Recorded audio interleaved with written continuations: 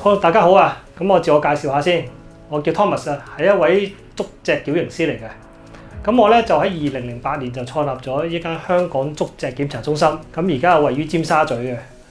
咁啊，如果我哋嘅客戶咧，主要都係針對翻佢哋都會有啲困擾佢哋嘅痛症啦，包括一啲下肢啊、腰背痛啊，咁包括一啲叫做腳踭痛啦、筋膜炎啊、膝頭哥痛啊等等嘅。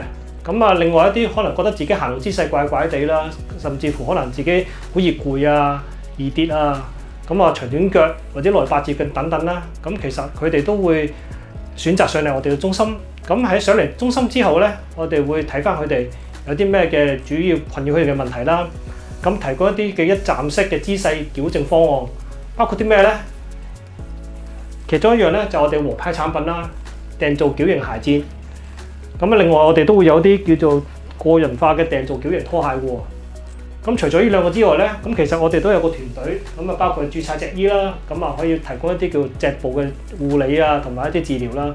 咁另外都有一啲運動治療師，咁提供1對1嘅運動護理方案啊，甚至乎佢哋都會有痛症嘅治療機器嘅喎。咁包括一啲叫衝擊波啦、電磁波機等等嘅。咁目的咧就希望透過我哋嘅方案之後，咁佢哋可以解決佢哋行路啊或者痛症嘅問題啦。咁另外我哋都會引入一啲唔同嘅足脊健康產品啦。咁包括你見到啦，一啲叫家居護理拖鞋、制服鞋，甚至乎好多唔同嘅護具等等。咁目的咧就可能提供一站式。咁啊，除咗服務之外，有唔同嘅產品都可以解決佢嘅問題。